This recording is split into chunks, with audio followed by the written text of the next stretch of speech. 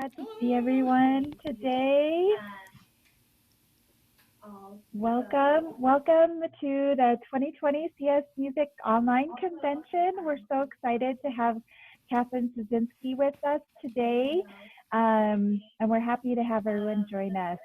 Before we get started, I just want to go over a couple of housekeeping items. So everyone is aware, we will be muting everyone to begin with, and so that and throughout, so that Katherine has the best audio situation possible to be able to hear the singers. We do have 3 singers with us today, and we will be taking a volunteer. So if you want to volunteer, please put that in the chat. And also please be aware and cognizant if you've had the opportunity to sing already today to try to let other people have the chance. We will have a Q&A session at the end, so you can be prepared to put your questions in the chat, or also you can digitally raise your hand, and we'll call on you to unmute your mic one at a time. And then finally, just to remind everyone to be positive, be supportive of one another and the other singers, and please don't give the singers advice, as this is Katherine's job tonight. So, Katherine, thank you so much. Can you introduce yourself? So glad to have you here with us tonight. Oh, thank you so much. This is a great honor and really a great pleasure, especially on a holiday, to be with you all. I have just finished my 12th year teaching at the Eastman School of Music. The little bio that's on the website is basically paragraph 1 of my bio, so it doesn't really fill you in on a whole lot. But I've been performing for over 40 years. I've been teaching for 26 now, and I combined those two many times earlier on in my teaching career. So I sort of wore 2 hats and jumped to airports and back and forth. I was on the go an awful lot. So I particularly feel the lack of travel at this time, and how that has sort of impacted my energy and my spirit. I'm thrilled that you all could be here in this form of virtual communication. It's just a miracle that this is as good as it is. I certainly look forward to working with at least 3, maybe more of you today. And I titled my presentation, The Differences in the Details, because I feel that that is one of the things that really all of you have hopefully very good training, and you're really making your way along your path of artistic development. But the higher you go, the more astute the listeners are, and the more stiff the competition is. So the thing that you need to keep paying attention to are the details.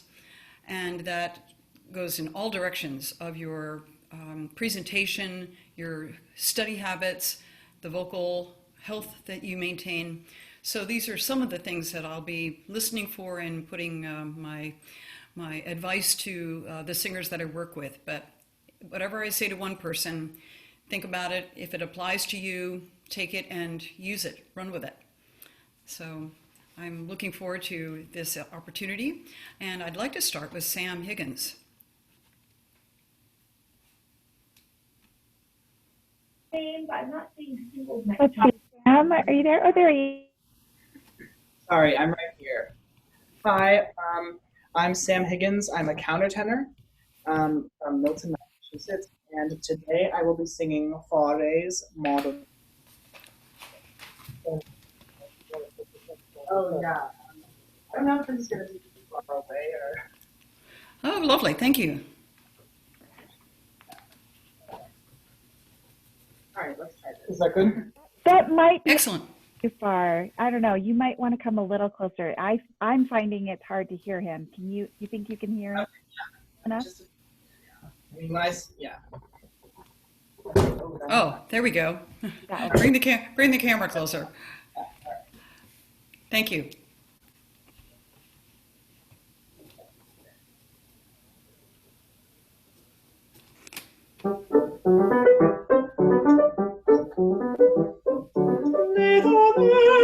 Le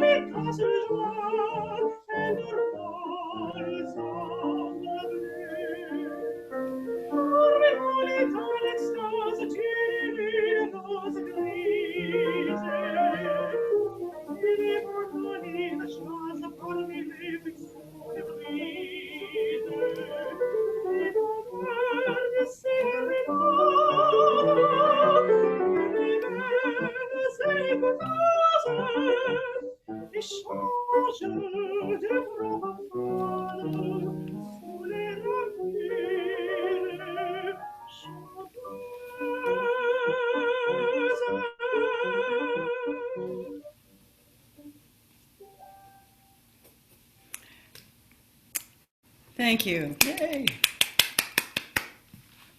All right. Sam, how long have you been working on this piece? I think I started this piece just after the summer, so maybe like October, November. Okay, great. And have you had the opportunity to perform it before, or is this still a work in progress? Yes, I performed it one time for a winter recital. Great. Okay. So I'll talk to you about a couple of things that I really enjoyed and some aspects that I thought you really engaged well. First being that you had a stance that I think you adopted particularly for this song. Is that true? Definitely, yeah. It's more playful and telling. Right. Do you know the era in which the song's text is supposed to have taken place? Actually, I'm not sure. I know it's like a ball, but I'm not certain of the actual point. Okay. Well, let's say that it was a couple of centuries ago, and basically outdoors. There are a series of paintings that this text refers to, so it'd be interesting for you to go do a little research on that. So you get a feeling of what kind of stance and what kind of dress you might have been attired in for a scene and a party such as this. You know that people are wearing masks. You know that there are all these people are milling around, and you're calling them by name and you're commenting on them, right? Yeah, I noticed that your eyes were traveling a lot to sort of take it all in.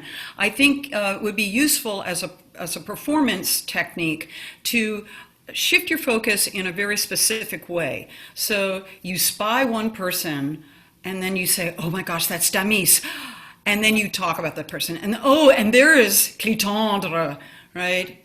So make sure that you actually see the people, and that you're not just getting kind of overwhelmed as an attendee to this party with all the goings on. All right, so that'll be one thing that'll give it'll spark your text a little bit too. So that's one detail that I would definitely encourage you to vamp up a little bit and really just make sure that you are very specific about who you are seeing and why you need to talk about them. I think I would, in general, I would ask you to take advantage of Fauré's beautiful change of color, especially in that one place where it gets kind of quiet. Les molles ombres bleues, right? The blue shadows. And then there's this beautiful key change and many wonderful sort of subtle things that Fauré does that you can capitalize on by letting your voice just take a little bit of a respite there, and then of course you come back when the A section returns, and you're just even more enthusiastic. So in any kind of an ABA form, we are always looking for the contrast, and then we're looking for a renewed reason why you would return and say the first text a second time. Okay, do you have a question about that?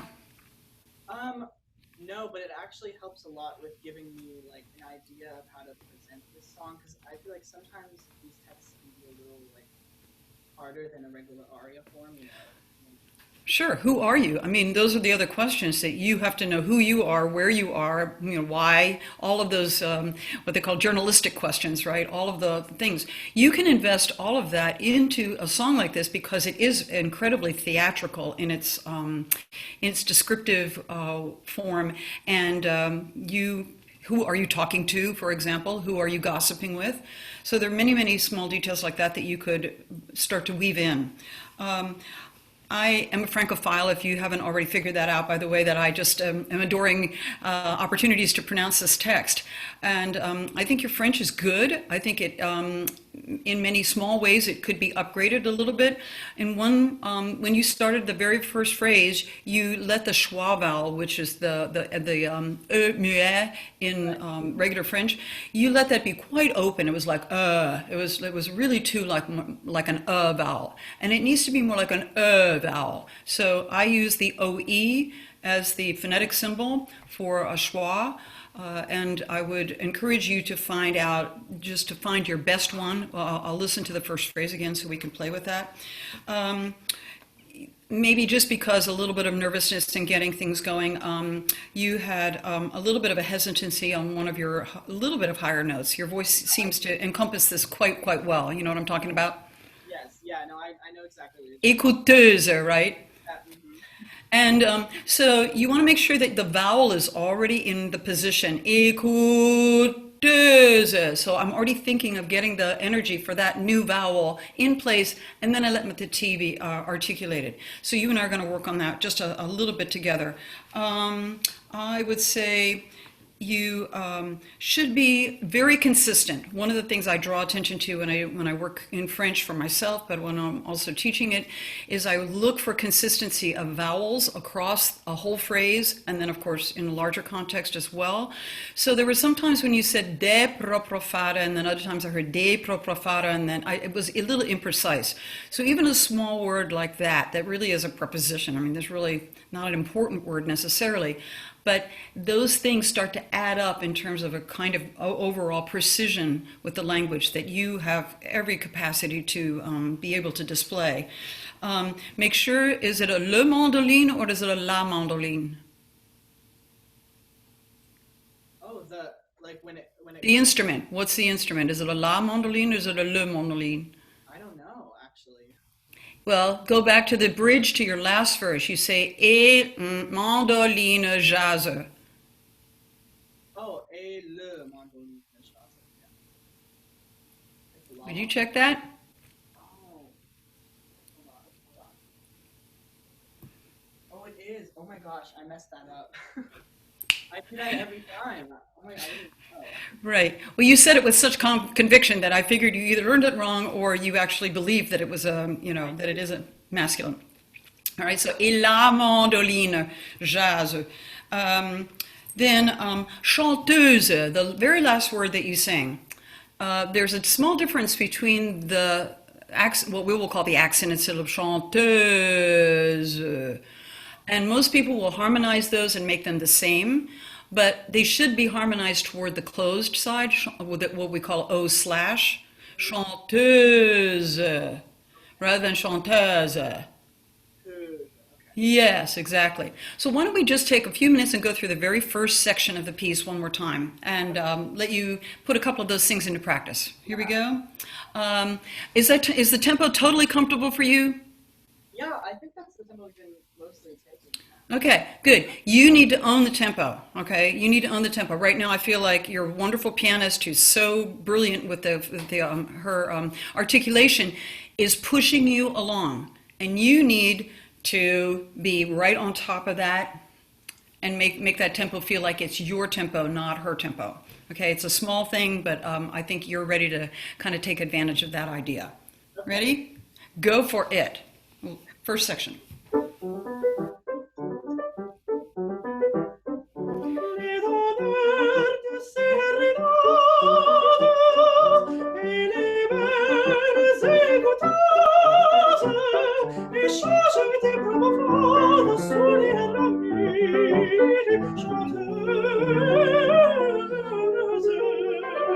Good, okay, good. Yeah, already better. Good. So notice when the melisma comes along, you know what a melisma is, right? When that happens, make sure that you don't feel that the tempo is pushing quite so hard. Right, yeah. Let it just kind of drift just a little bit, and then it's like, then we're back, okay? Could we do that? Do that phrase, and then we'll continue. Do you want to go right on the melissa? Or? Échange des propos fado. Échange. Mhm. Okay, ready? There we go.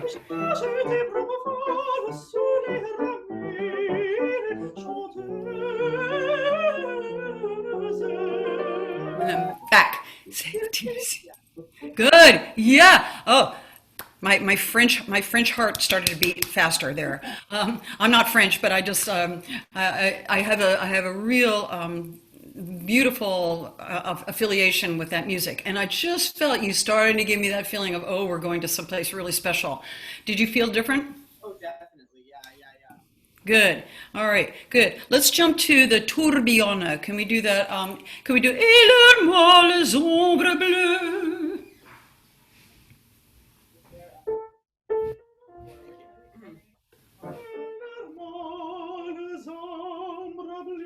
Let's sing it right on the beat. Okay. So I'll do one. Okay. Yeah. Et leur molles. Okay. Thank you. Thank you. Okay. So can I have both of you do a really extreme change of timbre and dynamic there? I know some of that'll just be, not really apparent with the microphones, but can we try that? Et le molles ombres bleues, ombres bleues. Et le...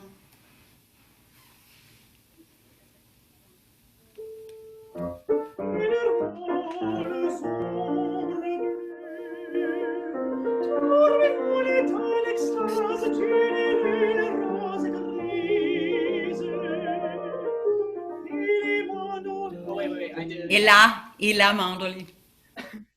Et la. Right on it.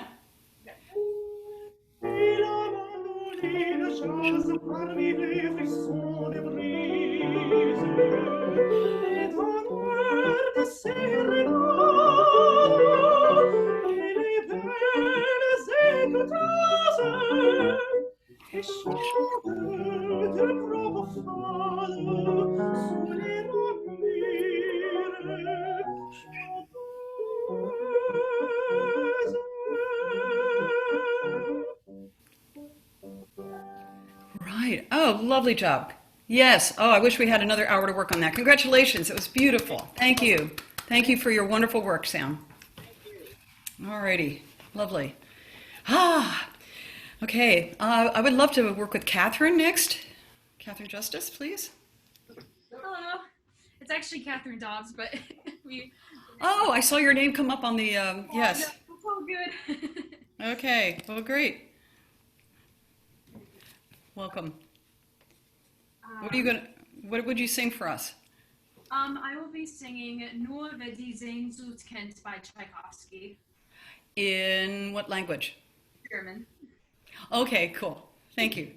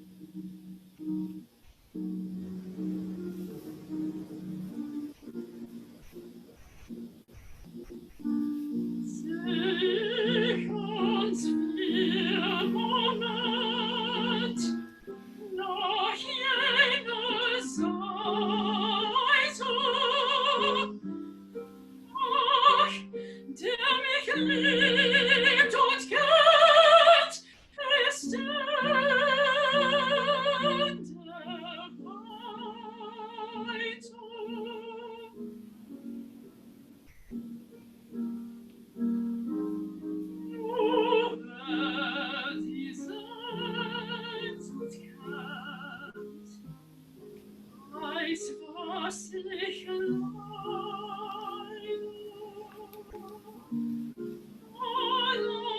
und abgetrennt von aller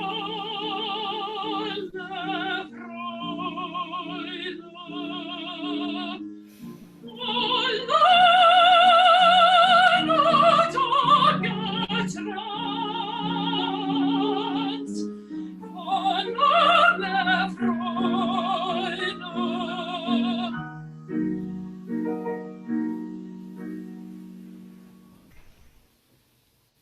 Verschwindet mir,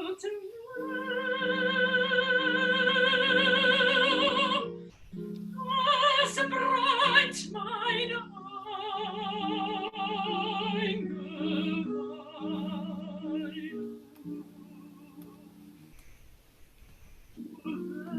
Die Sehnsucht kennst, weiß, was ich leide.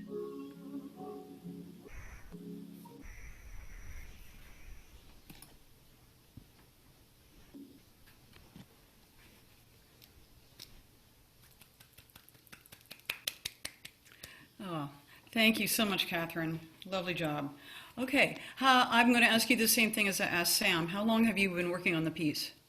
I first started working on the piece at the beginning of this past semester, so about maybe January, yeah. Okay, good. And how much German have you studied? I have now taken 2 semesters of German at my college. Alrighty, good, good. So I think your voice is beautifully suited to this song. It's difficult. This was a pre-recorded accompaniment, right? Did you get a chance to adjust tempo? Is that a feature? Yeah, this is a pre-recording for my accompanist at my college. Oh, so perfect. Okay. On coachings. All right, good. So the thing with the syncopation in this accompaniment, what does that do to you? What kind of atmosphere does that set up? It kind of sets up like a disgruntlement, like it's not feeling steady, you know, like the singer's going through a lot of emotional turmoil, and so it's kind of tripping the singer up as they Exactly. I would agree with you totally. And I think that when you work with your pianist again, because I know that is going to happen, I want you to really ask your collaborative pianist to really give you the feeling of unsettling, because Tchaikovsky's music is so gorgeous and so expansive that it kind of can come across a little bit comfortable or a little bit resigned, might be another word that I would come up with. And she's not resigned. She's a mess, right? Yeah. She's in turmoil. Even though the way that this particular text is set in this version of the song, we don't get the turmoil with the text at the same moment, right? The climax of this song is on what word? A line. A line, right. What does that mean? Alone. Alone, right. So this piece is really pulling out the feeling of her isolation. I wonder if anyone can relate to that. So it's the angst, the anxiety that comes from being alone and not knowing when you're going to get home again, right? I mean, this is such an incredibly poignant text for us to take in with the current conditions that we're working under as a backdrop. So I got some of that from you very well, but I do think that your performance could shape that and make us feel a little bit more of the edginess. Gotcha. Okay. So that said, I think you did a beautiful job of contrasting the colors and making dynamic contrasts when we have the text repeated. This repeats a fair amount, right? You're so you have to let that also be one of the things that it's an obsession, right? Only the person who understands this can know what I'm suffering now, and nobody gets it, right? So there's again an urgency about that your point hasn't really been understood in any context that you've been trying to tell people your story. How old do you think the character is? Oh goodness. I mean, I've been trying to relate it more to I guess, myself in this, current world going on right now. So about Good. somewhere in their 20s. Right. Okay. I think that's, I got that. I didn't get you trying to be a, a waif teeny bopper. I mean, she might be 12. She might be a little older. I can't recall if her age was really divulged in the Wilhelm Meister. But it'd be important for you to kind of really determine that. So the personal quality, I love that you were trying to be you in this. So make us feel that all of this actually comes from inside you. I thought you were so serene as the piece started. And I really needed to feel that your breath was sort of building you up to like, oh my gosh, I can't hold this in any longer. So we need to feel that the silences, which are extended in certain places in this song, are not passive. They are, you can't speak. Mm-hmm. You're not able to say what you want to communicate. And then you finally get up the courage or the words come to you, right? And they come to you in a beautiful way. It's like only the person that knows what I'm going through can understand. So that's a very unique way of saying you didn't get me, right? I need you to understand what I'm dealing with. Okay. So I'm going to throw a bunch of things at you, and we're going to try bits of the song again. It's a fairly short one, so I think we can have a chance to maybe do the whole song. I have a couple of things that I'd like to suggest to you with your German Aussprache, your pronunciation, your diction. The word wer, for who, is a closed long vowel, and you made it a nice open long vowel. And the next word, the next important word is Sehnsucht. And that's also a closed long A vowel, not an A vowel. So I'm going to just ask you to revisit some of those sounds and make sure that you distinguish them, because they are not American English sounds at all. They're a very unique quality in the German language. And that's one of the things that I think builds a certain kind of good tension in the way that the words expand over this long phrase. Nur wer die Sehnsucht kennt. You really can start to fill them out and make me understand a little bit of that tension that is in the brighter and longer vowels. Let's see. The allein. Some German professors are a little bit torn about how many L's you put in that word. There are 2 in the printed word, as you know. And I think you can give us a little bit more sense of hanging on that allein. Make it mean lonely to you or isolated. Okay? So those are the main things. I've got a couple of other little diction things, but I think if we get started on a good track, you'll start to feel how that language sits a little bit higher and a little bit brighter, and it won't disturb this beautiful color that you're getting. Okay, so this is more general that everyone can pay attention to. That when we put very good diction in place, it does not take away from this gorgeous timbre that we hear in the pharynx. And what happens is that we don't get to hear that when we actually sing. We're much more aware of the frontal sensations. And so many of us think that, oh my gosh, no one's hearing that beautiful, round, gorgeous sound that you have shown us. And you have to believe that it's there if you don't close it off. And you have to put the diction pretty clearly in front of it. So would you give that a try, please? Sure. Would you like the starting part or just? Just give me maybe just a little bit to, like 2 bars or so before you come in. Gotcha. I'll try to. If you can cue it up. Yeah. Let's see.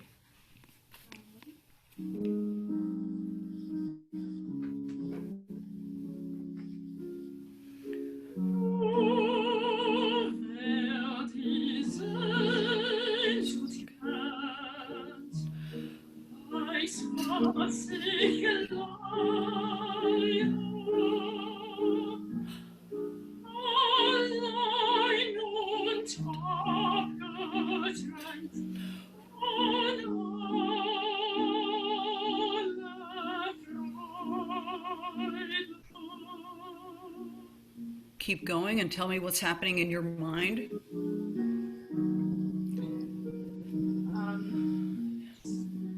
Turmoil, just not feeling like I'm outspoken. And here we go.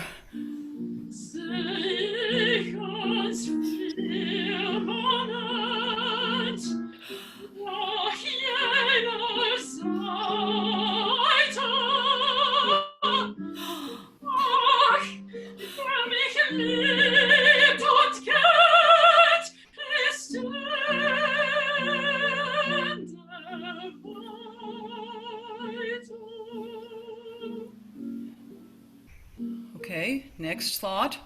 And so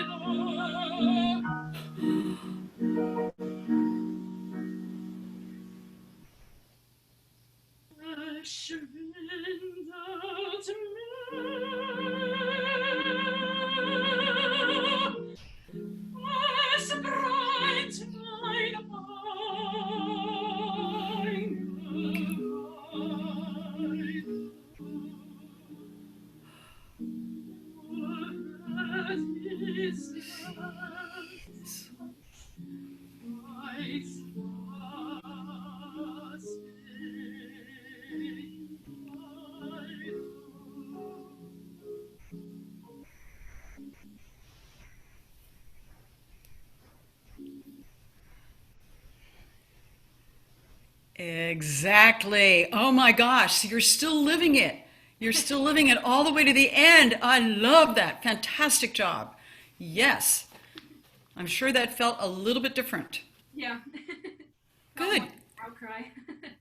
Exactly. And you're just at that point of breaking. Yeah. Oh, I loved it. Thank you for sharing that, because that is the power of that text. That this poor soul is right at that breaking point, and she just can't go on.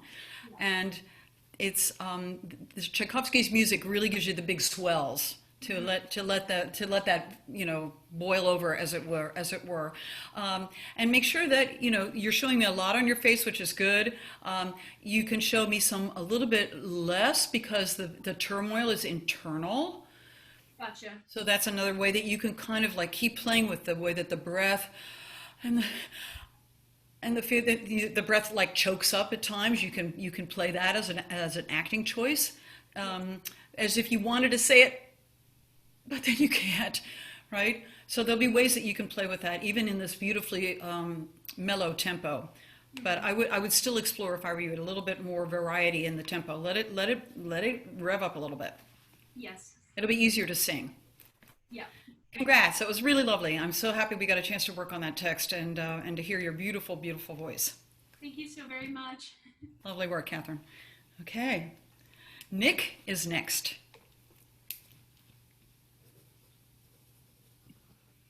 Hello. Hi. How are you? I'm great. Nick, could you pronounce your last name for me? I wasn't sure whether it was how to pronounce the L's. Novellin. Okay, thank you. And would you tell us what you're going to sing today, please? I am going to be singing my favorite aria from Handel's Messiah. I'm a tenor, so it's got to be "Every Valley Shall Be Exalted." That's right. And the mountains and hills, right? Go for it.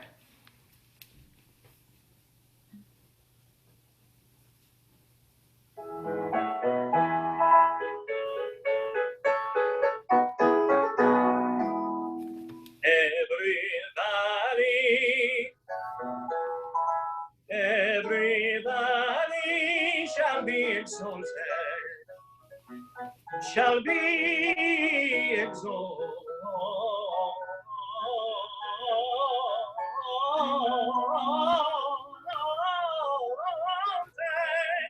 shall be exalted, shall be exalted,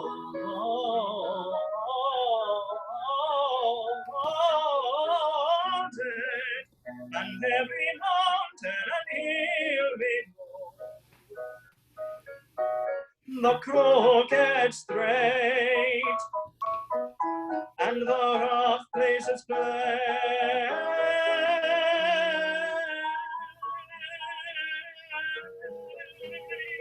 the crooked straight, the crooked straight, and rough places plain,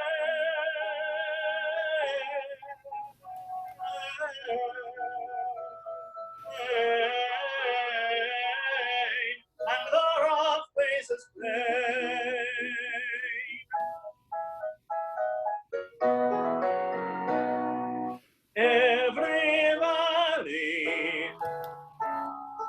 Every valley shall be exalted,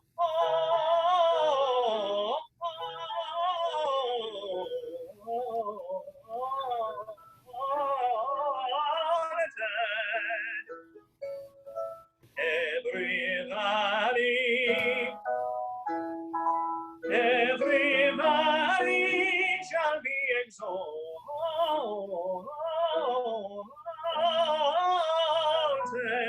and every mountain and hill made known. The crooked straight, the crooked straight, the crooked straight, and the rough places plain, and the rough places plain, and the rough places plain.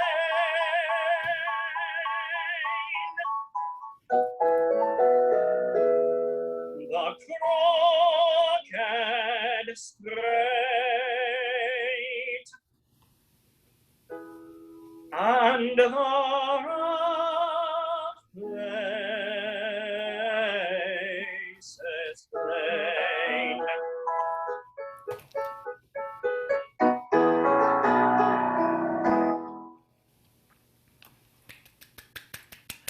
All right, good, really good. Tell me how long you've been practicing this piece, please. Probably about 2.5 months. Okay, yeah, okay. Great, you're off to a very good start. It is perfect for your voice. There's no two ways about it. Are you in college? I would like to know your general age. No, I'm a junior in high school. Okay, good. All right, I just wanted to hear, put a context in what I was hearing in terms of your vocal development. You're doing great. But I will say that what happens at students of your vintage is that most of your singing is done in a choral setting normally. Is that right? Yes. Yeah. So there are a couple of giveaways. One was every valley. Okay, that what often happens when we have a lot of choral singing experience, that choral directors like to have a more unified vowel sound, and so they dampen a little bit of some of the brilliant qualities in the E vowel in particular. So I would encourage you as a soloist to be true to the vowel that is desired. So every valley, right? Really make it at least a really bright I vowel, if not a really pure E vowel. And that'll give your voice just a tiny bit more spark, especially when it went with valley, right? If you have the octave there, you want the low note to have a little bit more brilliance. At the end, when the crooked straight and the rough places plain, you're giving a little bit too much energy as you go to the diphthong.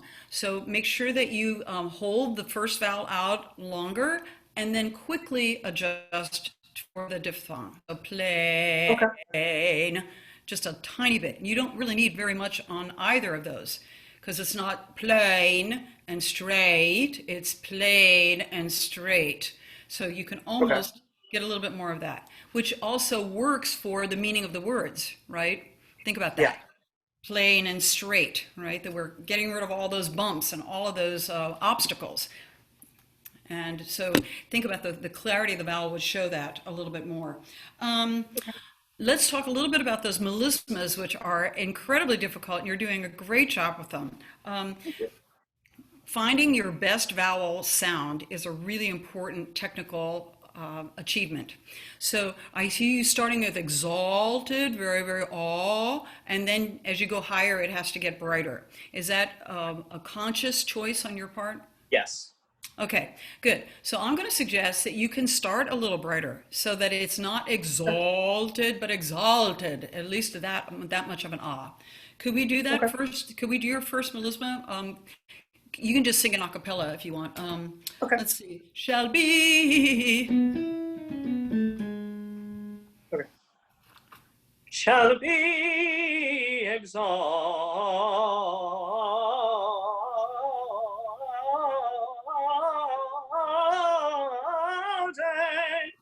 Was that easier?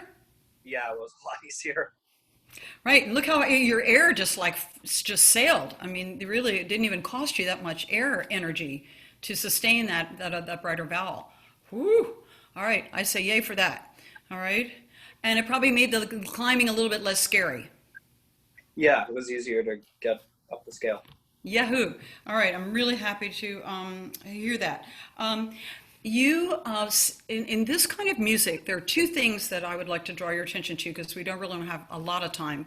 But one thing is that Baroque music is intensely rhythmic. There's a huge rhythmic vitality to the music, and I want you. You don't have to dance to it, although you could because it's got that great kind of beat. But you need to give a feeling of like the energy of the rhythm does something to your body. It certainly has to do something to your breath. And so I just want you to encourage you to really let the rhythmic energy enter into your body a little bit more. Right now, your body is very, very placid and very stable. But I don't hear that little internal fire burning quite so much as I'd like to. And that's really an aspect of this music which I think is very important. And the other one is you have one little note thing that I want to ask you to take a look at. We're not going to correct it here in the class, but where you have shall be exalted toward the end. You want to make sure that those notes are correct. All right. Okay. I have to. It might take me too long to actually locate my copy here. No,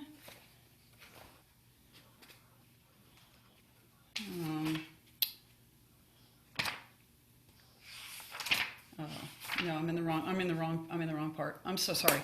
But it's shall be exalted. That's a scale. It's a scale passage down there, and you kind of fudged it just a tiny bit.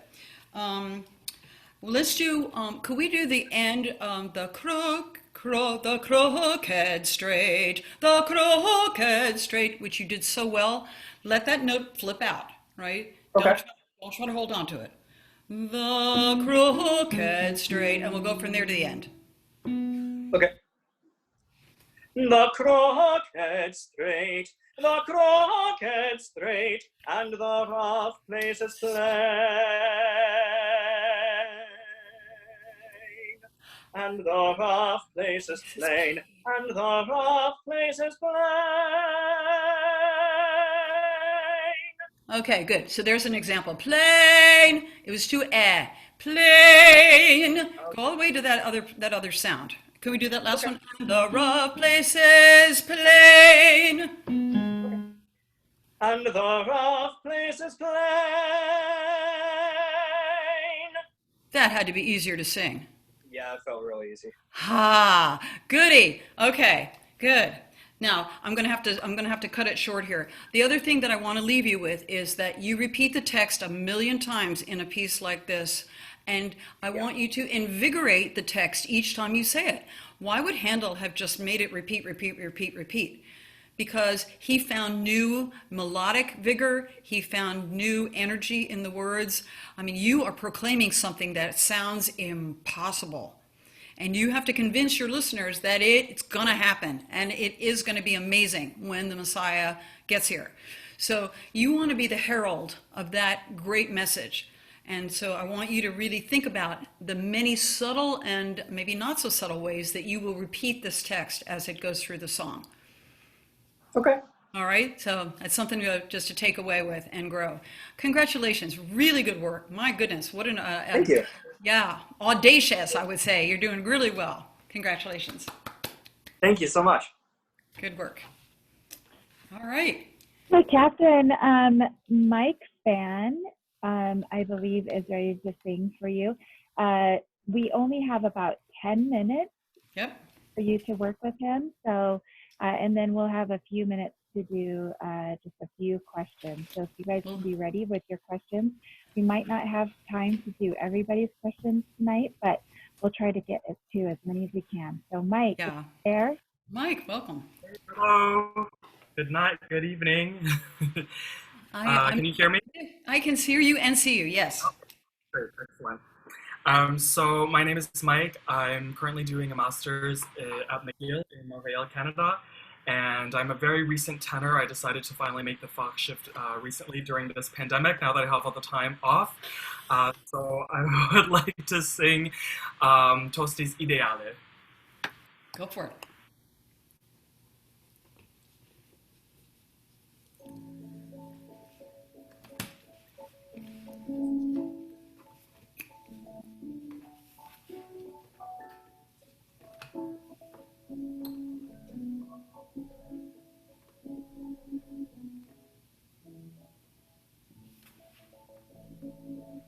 Io ti seguì con iri pace, lungo le vie del cielo.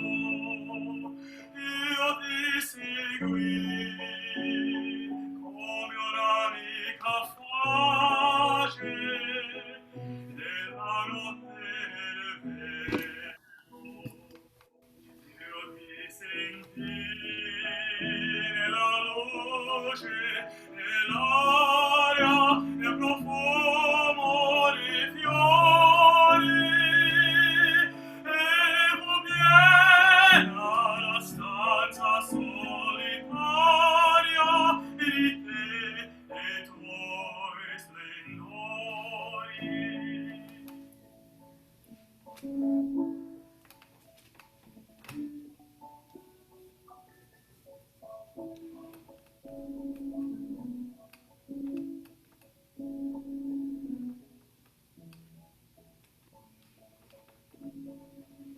In terra fido al suon della tua voce, lungamente sognai, e nella terra ogni affanno, ogni croce, in quel giorno scordai.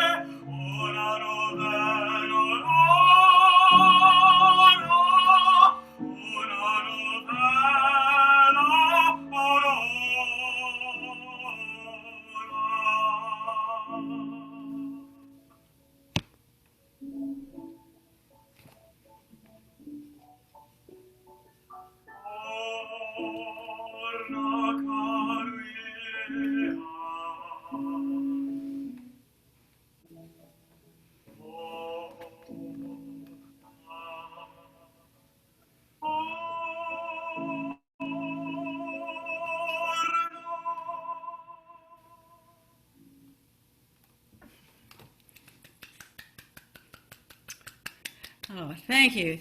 All right, Mike, I think you're trying to accomplish an awful lot at once. And I know that this is difficult because you are very advanced in some aspects of your singing. You're very sensitive, you're actually very balletic, and you have an elegance about you that is very, very appealing and very effective.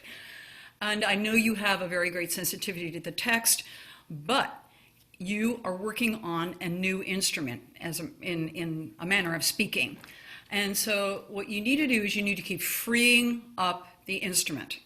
So I don't know how far along you feel you are in this process, but what I would like to suggest to you is that you need to let this instrument be vibrant.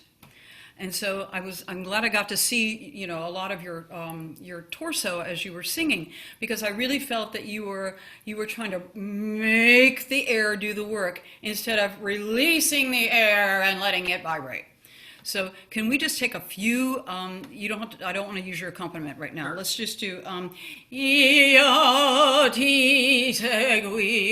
let your voice have a little bit more of that impassioned feeling, maybe a little bit, I would say use your diaphragmatic energy with a little bit more kind of feeling like that it's got it needs more intensity. It doesn't need more control. It needs more release of its intensity. So can you do so three on the first note E. I'm sorry, let me get this thing turned on again.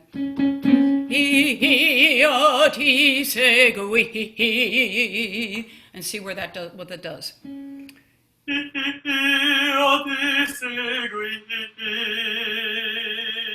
Already more presence in your tone. All right, do the next one. Da da, call me da da da, ha ha ha. When it goes to the next note.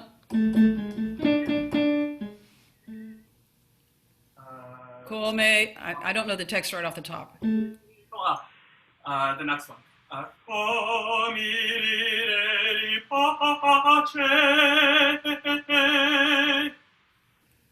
Go on. Da da.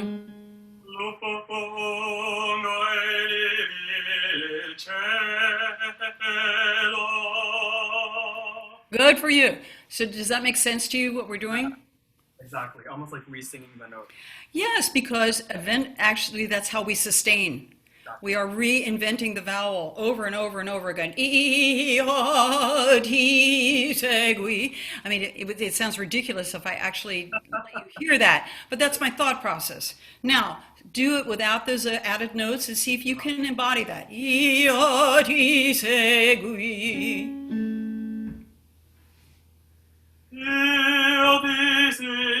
No, sorry. So you went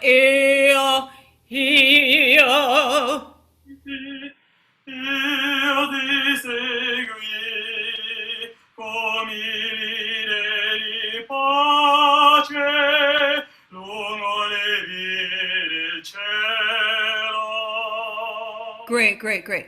Let that note spring upward. You will not disturb your legato line. You have to spring so that I hear legato. I don't want you dragging your voice there, all right? One more time.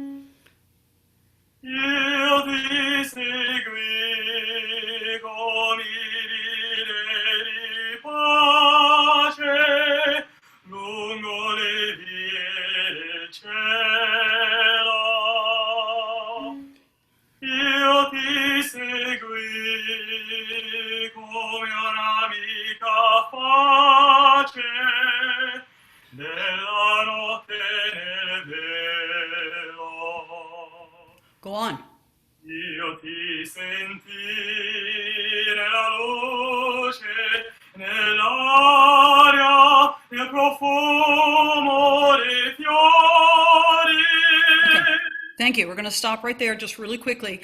As you go higher, you got heavier. When you go higher, you have to be more energized, all right? All right. Da da da da da da. Do that. Da ba ba da da da da da da da da. Each of those ascending intervals has to be like a springboard upward, not dragging. Nella luce, nell'aria, nel profumo dei fiori, evo piena la stanza solitaria di te, dei tuoi splendori. Good. One last thing. We're going to fix that F sharp. I don't mind you singing it open. Da. Let your voice like do this on the way out. Ah, like a big glissando. Ah, from the A to the F sharp. Yeah, that was the one. There we go. Right. So that is one. There are a couple of things I've been showing you. One is to make sure there's a springboard, like almost like a bounce that takes you to the new note. And for bigger intervals like that, you want to let all those little inside notes fill in and let your voice actually slither up on a glissando feeling. That'll keep the energy where it belongs, because your power comes from resonation, not from the body. Exactly. Alrighty. So I'm so glad I got to hear you, and I wish you a tremendous journey becoming a tenor. I think it'll be really a gas. You'll just have so much fun. It's the best music in the world. I'm coming back as a tenor in my next life, so I've already got that figured out. And so I'm very happy to work with you on that beautiful song. Thank you. Thank you so much. It was a pleasure to sing for you. Thank you so much. All the best. All right, Mary, do we have a couple of questions? We do. Actually, we have multiple people asking the same question. They're asking, they said they were hoping that you could speak a little on Eastman's graduate program. What does the faculty look for in potential students, financial aid, opportunities, degree offerings, that sort of thing? All right, I'm going to give you all a big assignment. Meet me tomorrow afternoon between 3:30 and 4 with our admissions officer, Matthew Artizone. He's going to be online. He's going to be talking about a lot of the questions that would be answered there. I'm going to be on that call, so we can certainly connect. You are more than welcome to write to me at Eastman. My email is definitely on the website, and I can give you a little bit more specific things. In general, we're looking for great voices, people who want to work hard, people who really believe in what they're singing.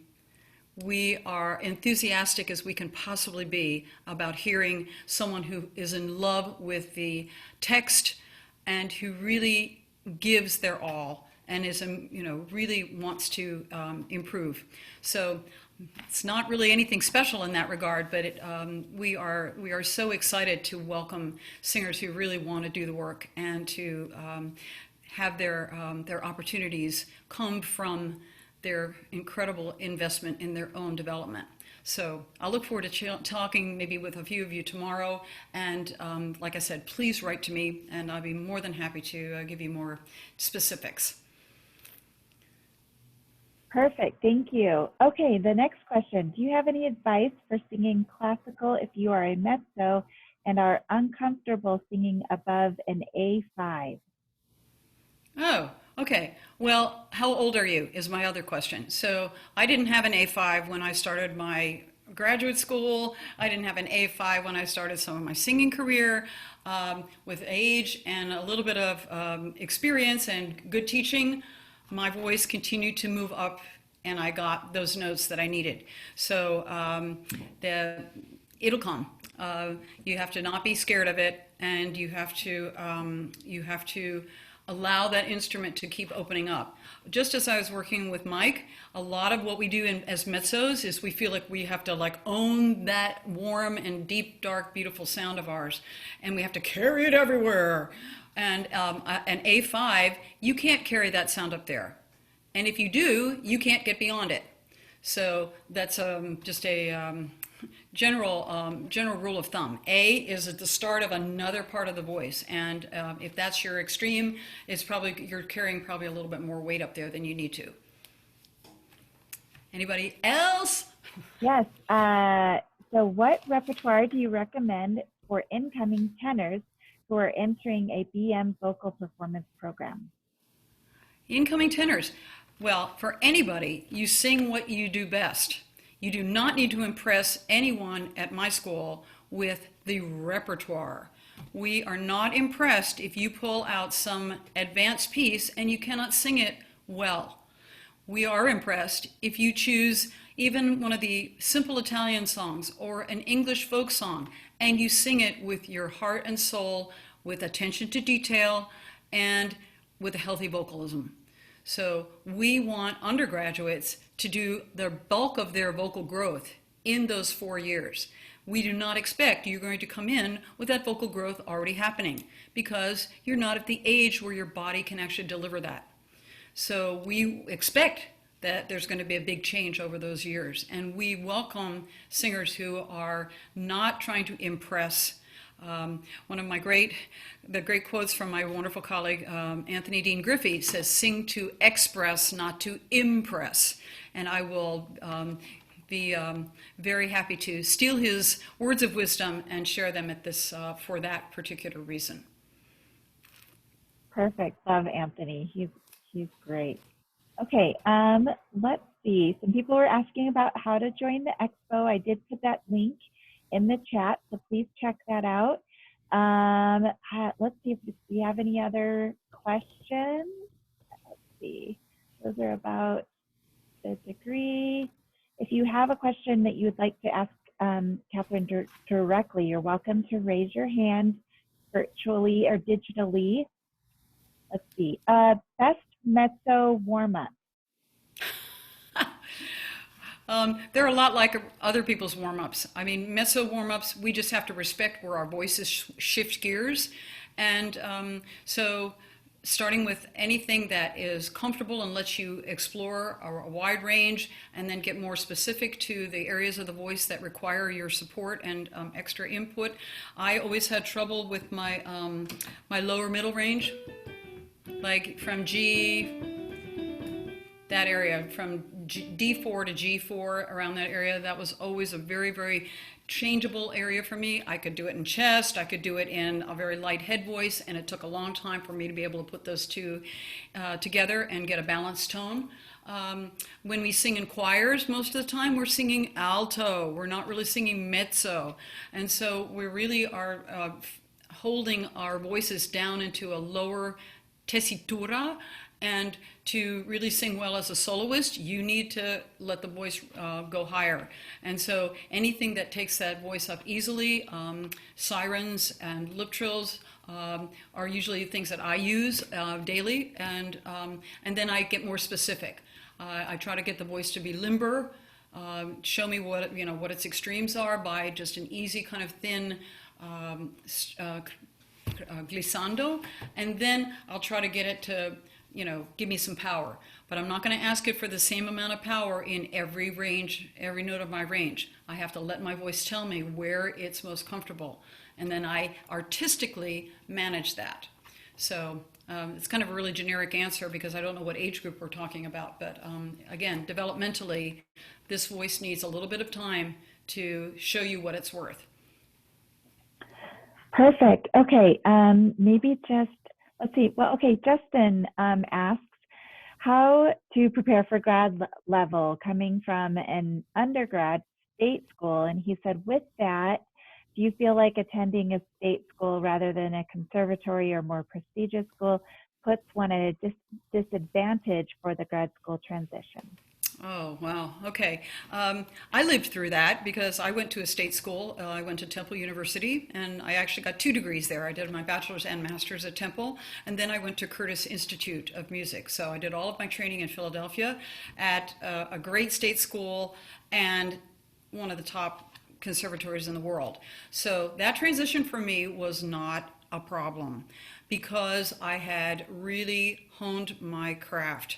Again, what people hear in an audition and what makes the difference is the level of preparation that you bring.